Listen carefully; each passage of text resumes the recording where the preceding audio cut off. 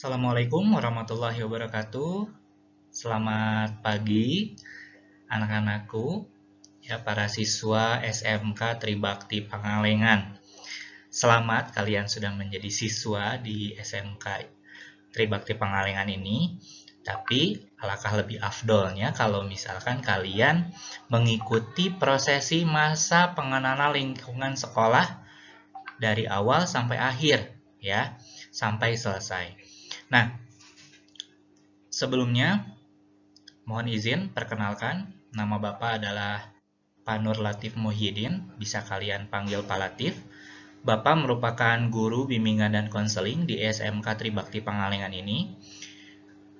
Pada pagi ini, Bapak akan menyampaikan materi tentang sekolah ramah anak. Ya, mungkin kalian ada yang cukup asing dengan sekolah ramah anak ini ya. Nah, simpan pertanyaannya. Mari kalian perhatikan pemaparan berikut ini dari Bapak. Nah, yang pertama, apa itu sekolah ramah anak? Nah, sekolah ramah anak merupakan program yang memang diselenggarakan oleh pemerintah Republik Indonesia kepada sekolah dimulai dari TK, SD, SMP, SMA, atau sekolah seperti sekolah kita, SMK. Lalu, apa sih tujuan dibentuknya atau tersusunnya sekolah ramah anak itu? Nah, tujuan disusun kebijakan sekolah ramah anak adalah untuk memenuhi dan menjamin serta melindungi hak-hak yang memang dimiliki oleh anak. Nah, nanti Bapak akan menjelaskan apa saja sih hak-hak yang memang dimiliki oleh kalian. Nah, yang kedua, tujuan lainnya adalah memastikan bahwa sekolah mampu mengembangkan minat, bakat, serta kemampuan kalian selaku anak, ya, serta mempersiapkan untuk bertanggung jawab pada kehidupan yang toleran, saling menghormati, bekerja sama untuk kemajuan dan semangat akan perdamaian. Nah, harapan dari sekolah ramah anak ini untuk apa sih? Nah, nantinya sekolah diharapkan tidak hanya melahirkan generasi yang cerdas secara intelektual, namun juga melahirkan generasi yang cerdas secara emosional dan juga spiritual. Nah, ini adalah harapan dari sekolah ramah anak, dari program sekolah ramah anak ini. Nah, sekolah ramah anak ya merupakan sekolah yang barisan, ya, BARIISAN, yaitu sekolah yang bersih, aman, ramah, indah, inklusif, sehat, asri, dan juga nyaman.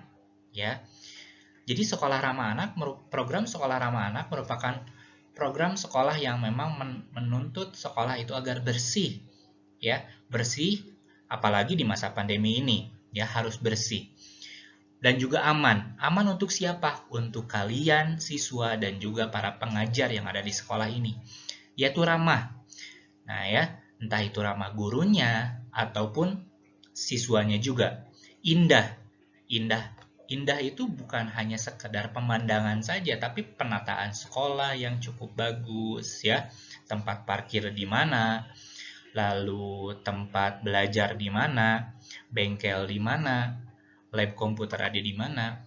Lalu inklusif. Inklusif itu biasanya sekolah-sekolah yang memang punya menerima teman-teman kita yang memang disabilitas. Ya. Lalu sehat, ya. Pasti harus sehat. Sekolah itu harus sehat, entah itu dari lingkungannya, bersih dari sampah, ya. Lalu asri dan juga nyaman, ya. Selanjutnya, komponen sekolah ramah anak. Nah, komponen sekolah ramah anak ini mungkin Bapak tidak akan begitu banyak menjelaskan kepada kalian, tapi kalian perlu tahu, ya, komponen sekolah ramah anak itu yang pertama adalah kebijakan sekolah ramah anak, yang memang tertulis ada SK tim sekolah ramah anaknya, dan program memang mendukung sekolah ramah anak ini. Yang kedua, pendidik dan tenaga kependidikan terlatih hak-hak anak. Ya. Yang ketiga, pelaksanaan proses belajar yang ramah anak, yaitu adalah penerapan disiplin yang positif. Yang keempat, sarana dan prasarana yang ramah, tidak membahayakan anak, mencegah agar anak tidak celaka. Nah, apalagi di sini ya, di bengkel ataupun di lab komputer itu semuanya harus ramah anak ya, tidak membahayakan anak, tidak membahayakan kalian selaku siswa dan mencegah agar tidak celaka. Yang kelima adalah partisipasi kalian ya selaku anak. Lalu yang keenam adalah partisipasi orang tua, lembaga masyarakat, dunia usaha, stakeholder lainnya dan juga para alumni. Oke, selanjutnya. Kenapa sekolah ini merupakan sekolah ramah anak, tidak sekolah ramah remaja? Nah, kita lihat. Ternyata ya, usia sekolah itu ya, kita lihat nih ya, dari mulai sisi kanan ada usia balita, usia 1 sampai 5 tahun. Ya, ini mungkin adik-adik kalian ya. Ada yang kedua ada anak prasekolah, usia 5 sampai 6. Nah,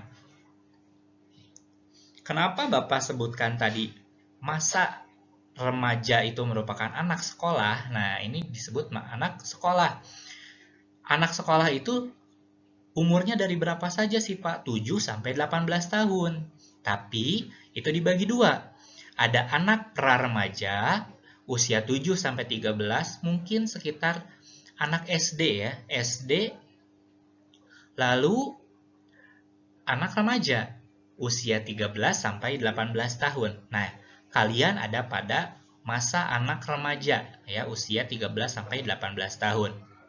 Atau di sini ada yang masih di bawah 13 tahun? Tidak mungkin ya. Selanjutnya. Nah, yang tadi Bapak sebutkan, ternyata anak-anak juga punya hak ya. Ada banyak hak yang memang dimiliki oleh anak. Yang pertama, hak bermain. Kalian boleh bermain. Ya. Kalian boleh bermain asal jangan terlalu berlebihan. Ya, dan lihat tempat. Masa nanti di sekolah atau di ruangan kalian terus-terus saja bermain. Kalau misalkan memang kondisinya sudah normal lagi. Atau mungkin pada saat kegiatan pembelajaran daring, boleh kalian meminta bermain atau bergurau ya dengan guru, dengan teman, tapi jangan berlebihan. Yang kedua, berkreasi. Kalian boleh berkreasi sekreatif mungkin. Ya, apalagi kita dituntut untuk memiliki kreasi yang sangat luas sekali di dunia SMK. Entah itu di jurusan TBSM atau di jurusan TKJ. Yang ketiga, berpartisipasi. Apa sih Pak berpartisipasi? Berpartisipasi itu adalah terjun langsung. Ya. Pada saat kalau misalkan di sekolah, pada saat proses pembelajaran, kalian boleh bertanya. Kalian boleh berpendapat, kalian boleh mengkritik, kalian boleh memberikan masukan-masukan kepada guru-guru. Itu boleh. Itu adalah berpartisipasi. Yang selanjutnya, berhubungan dengan orang tua bila terpisahkan. Nah, kalau misalkan orang tua kalian sudah terpisah, misalkan ayah dan ibu sudah pisah, kalian ada hak ya. Kalian punya hak untuk berhubungan dengan orang tua. Atau misalkan kalian tinggal dengan nenek di sini ya, dan dan orang tua kalian jauh. Lalu nenek kalian tidak memperbolehkan kalian bertemu dengan orang tua. Nah, sebetulnya tidak boleh ya, karena kalian punya hak berhubungan dengan orang tua bila terpisahkan. Yang selanjutnya, bebas melakukan kegiatan agamanya ya. Lalu yang keenam, bebas berkumpul. Tapi karena pada saat kondisi pandemi seperti ini, kebebasan berkumpul mungkin itu agak dikurangi ya. Lalu yang tujuh, bebas berserikat ya. Bebas berserikat, kalian bebas mau berserikat di mana saja. Kalian boleh berkumpul, kalian boleh ikut organisasi, boleh ya. 8, hidup dengan orang tua. Nah, itu juga hak kalian. Orang tua itu bukan hanya orang tua kandung kalian, bisa kakek, bisa nenek, bisa paman, bisa bibi, ya, ataupun misalkan orang-orang yang wali kalian, ya. Yang ke-9, keberlangsungan hidup. tumbuh dan berkembang. Itu adalah hak kalian. Di sini ada 9 hak yang memang boleh kalian tuntut. Ya. Lanjutan ya. Lanjutan hak anak. Anak itu kalian harus punya nama. Itu adalah hak kalian. Di sini ada yang tidak punya nama? Tidak mungkin ya. Yang kedua, identitas. Kalian harus punya identitas. Salah satunya apa? Misalkan KTP. Kalau belum punya KTP, mungkin kartu domisili atau mungkin dimasukkan ke dalam kartu keluarga. Itu adalah identitas. Ya, hak selanjutnya adalah kewarganegaraan. Kalian boleh punya kewarganegaraan. Itu adalah hak kalian. Ya. Yang keempat adalah pendidikan. Pendidikan merupakan hak anak. Kalian boleh meminta hak kalian kepada orang tua. Pak, saya pengen belajar. Pak, saya pengen sekolah. Mah, Pak, saya pengen sekolah. Itu adalah hak kalian. Ya, bukan hanya ke orang tua kalian saja. Ada pemerintah pun kalian boleh berhak meminta. Saya ingin belajar. Mungkin saja. Kalau kalian berprestasi, kalian bisa diberikan beasiswa. Yang kelima, informasi. Kalian berhak menerima informasi yang cukup luas. Apalagi sekarang, di zaman globalisasi ini, informasi itu cukup terbuka luas. Tapi, kalian harus bisa men-screening, ya, di-screening dulu informasi yang hoax, jangan disebarkan lagi. Cukup terima, ya. Lalu kalian pahami ini bener nggak sih? Ini fakta atau hoax aja, ya. Yang keenam, standar kesehatan paling tinggi. Nah, apalagi sekarang pada masa pandemi seperti ini, kalian berhak meminta tuntutan kepada orang tua. Misalkan, mah saya mah di masa pandemi ya mah yang makan enak, mah sehat, ya boleh, nggak apa-apa. Yang ketujuh, standar hidup yang layak. Nah, ini didasarkan dari Undang-Undang Perlindungan Anak nomor 23 tahun 2022, ya. Standar hidup yang layak itu setiap orang pasti berbeda-beda, ya. Minimal dia punya orang tua, ya, atau wali, punya rumah, ya, punya tempat tinggal, punya tempat belajar, punya tempat sekolah. Ya, itu mungkin salah satu dari standar hidup yang layak. Oke, selanjutnya lanjutan dari hak anak, ya, pribadi, ya. Lalu anak punya hak untuk mendapatkan perlindungan, ya. Perlindungan apa saja? Perlindungan secara pribadi, ya. Kalian punya hak untuk melindungi diri kalian, ya. Entah itu dari orang tua, entah itu dari orang lebih dewasa atau dari siapapun, kalian berhak mendapatkan perlindungan secara pribadi. Lalu mendapatkan perlindungan dari tindakan dan penangkapan yang sewenang-wenang. Nah, ini mungkin banyak ya, human trafficking. Lalu mendapatkan perlindungan dari perampasan kebebasan, dari perlakuan kejam, hukuman, dan perilaku tidak manusiawi, lalu siksaan fisik dan non-fisik, penculikan, ya, eksploitasi seksual dan kegunaan seksual. Nah, jadi ini ya, khusus untuk ini eksploitasi seksual atau kegunaan seksual, kalian punya hak karena kalian masih anak, ya, kalian punya hak untuk melaporkan. Entah itu kalian diberikan,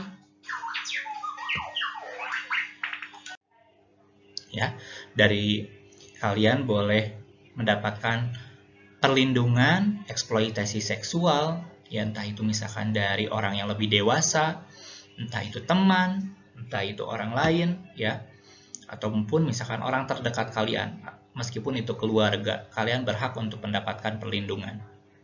Yang selanjutnya eksploitasi, penyalahgunaan obat-obatan, ya, narkoba dan lain-lainnya. Lalu eksploitasi sebagai pekerja anak, ya, eksploitasi sebagai kelompok minoritas atau kelompok adat yang terpencil.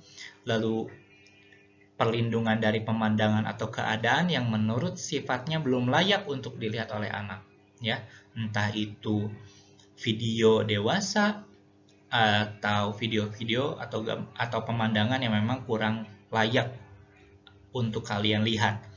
Lalu selanjutnya mendapatkan perlindungan khusus dalam situasi genting dan darurat, ya, banyak sekali, ya. Entah itu pada saat bencana, entah itu pada saat sekarang, misalkan pada saat pandemi, ataupun situasi-situasi genting lainnya.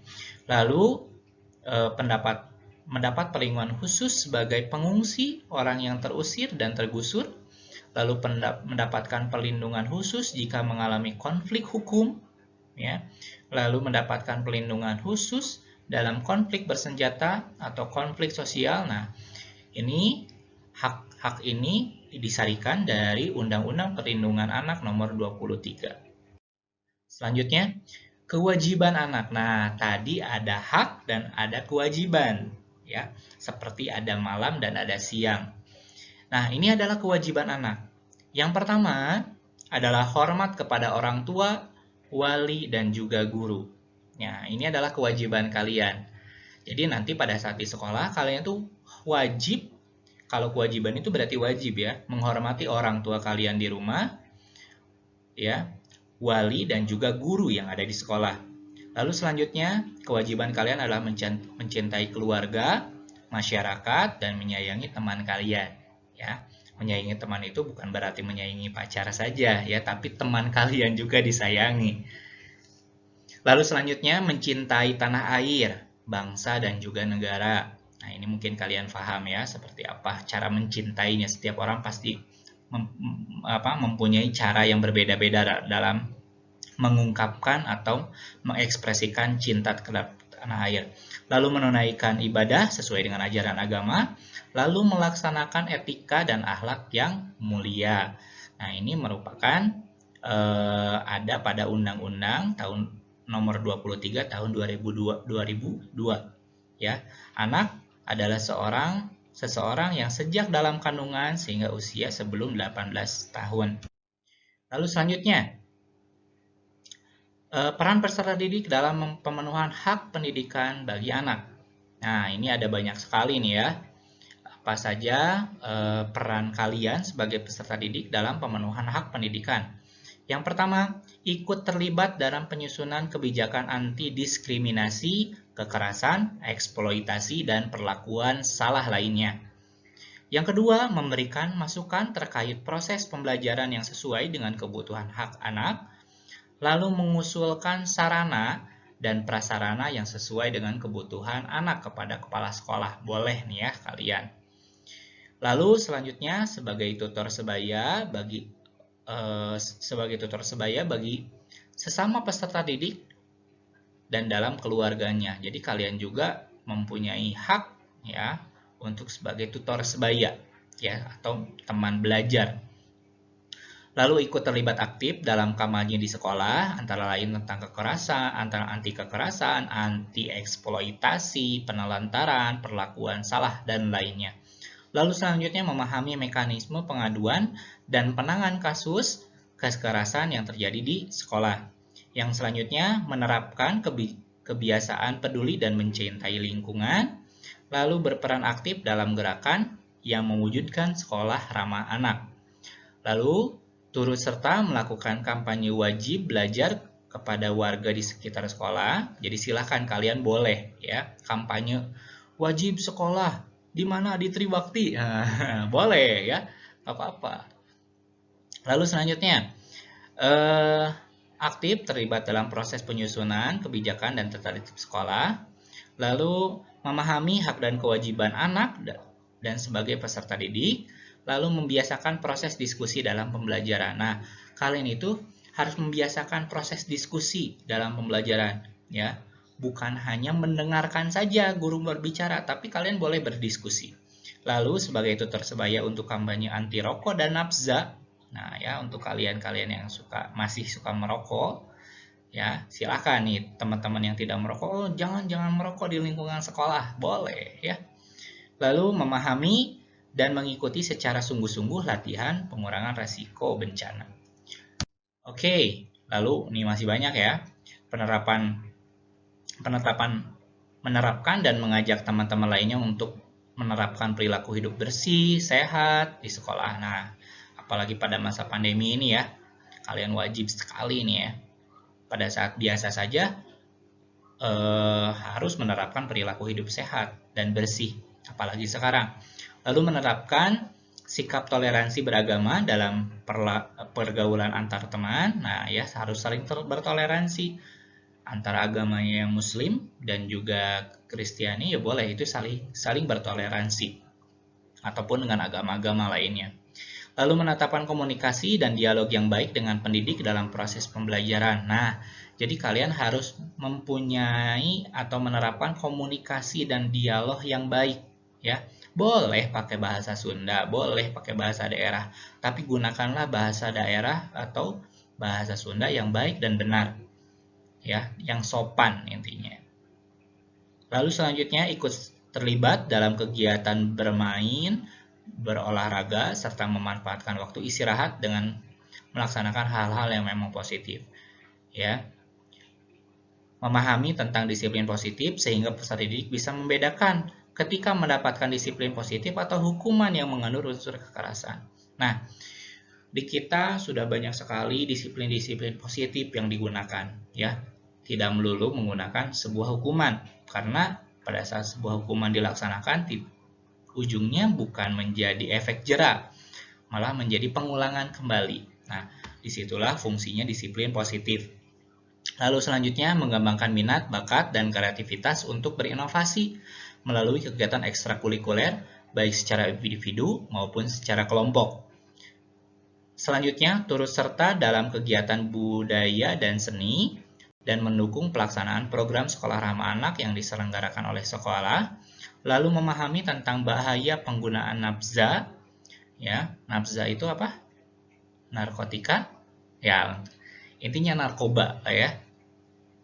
Lalu mengingatkan teman yang melakukan hal yang tidak benar.